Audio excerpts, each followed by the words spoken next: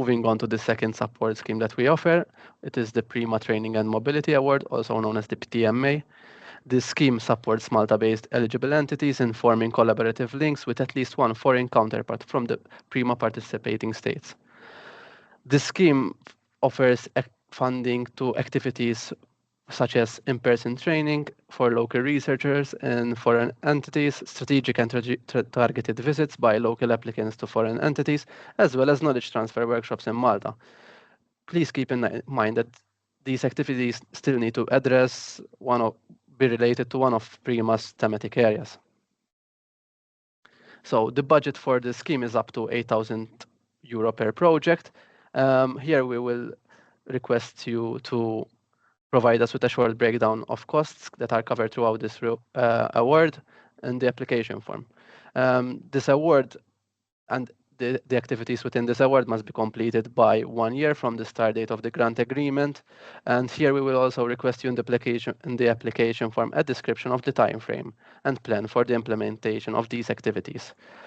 Upon you completing these activities, the applicant must submit a final report within 30 days. The template is provided by Scienza Malta. Please keep in mind that you should retain all documents proving that there is the expenditures of the funds that we will be awarding. So, what is eligible under this scheme? So there's the flight for travel related to the project, including the insurance. There's the conference registrations attended abroad and related to the project.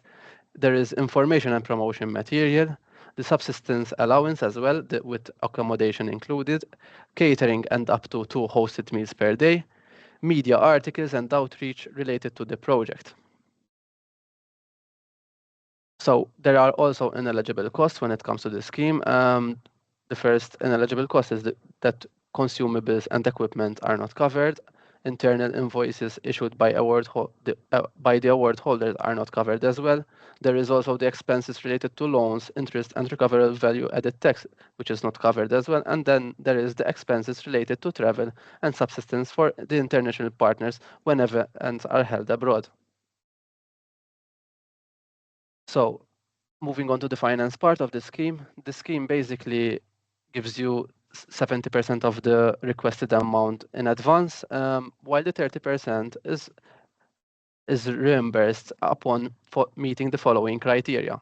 You have to submit a pre or full proposal to any PRIMA related call for funding either in the 2025 or in the year of 2026. The pre or full proposal needs to meet the eligibility criteria of PRIMA related call for funding and of the national rules associated with them, and also any verifications or any audits have to be concluded by this time. The required annexes for the scheme, it obviously depends on the nature of the entity. If you are non-economic, you go through the non-state aid route, where you have to provide us with a declaration either if you're a public entity or a public RKDO. If you're an economic entity, you have to go through the state aid route. There you need to provide us with a de minimis state aid declaration. However, keep in mind that it doesn't matter if you're an economic or non-economic entity, you still get 100% reimbursement. The scheme has cut-off dates, which are the 16th of June of this year and 6th October 2025, which is the final deadline.